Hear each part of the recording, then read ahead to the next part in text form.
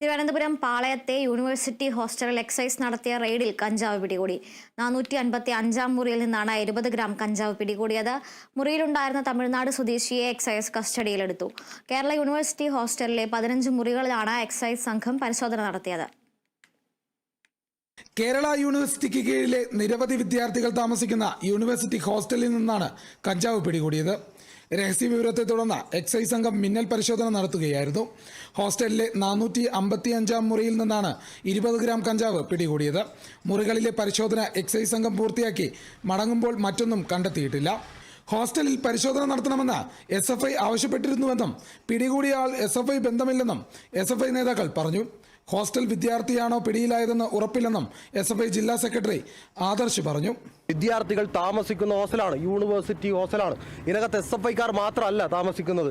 വിവിധ രാഷ്ട്രീയ പാർട്ടികളിലുള്ള വിവിധ സംഘടനകൾ വിശ്വസിക്കുന്ന പ്രവർത്തകരായ നേതൃത്വത്തിലുള്ള നിരവധിയായിട്ടുള്ള ആളുകൾ ഇതിനകത്ത് താമസിക്കുന്നുണ്ട്. ഇതിനകത്ത് നടന്നിട്ടുള്ള റെയ്ഡുമായി ബന്ധപ്പെട്ട് കഴിഞ്ഞ ദിവസം നമ്മൾ കൊടുത്ത് നിലവിൽ ഇൻഫർമേഷൻ നമ്മൾ കൊടുത്തിട്ടുണ്ട്. ഇതിനകത്ത് സംശയാസ്പദമായി 2 ആളുകളെ കഴിഞ്ഞ ദിവസം നമ്മൾ പോലീസിനെ, നിലവിൽ മ്യൂസിയം പോലീസിനെ പിടിച്ച് ഏൽപ്പിക്കുന്ന നിലയുണ്ടായിട്ടുണ്ട്. ഇവിടുത്തെ SFI സഖാക്കൾ പറഞ്ഞിട്ട് ഞങ്ങളടക്കം വന്ന് പോലീസിനെ പിടിച്ചേൽപ്പിച്ച് ഇങ്ങനെ ഇത് പരിശോധിക്കപ്പെടണം എന്ന് ഞങ്ങൾ പറഞ്ഞിട്ടുണ്ട്. അതേസമയം ഹോസ്റ്റലിൽ വിദ്യാർത്ഥിയല്ലാത്ത ഒരാൾ എങ്ങനെ വന്നുവെന്ന് അന്വേഷിക്കണമെന്ന് KSU പ്രതികരിച്ചു. ഇതിനെപ്പറ്റി കൃത്യമായിട്ടുള്ള അന്വേഷണം നടത്തണം.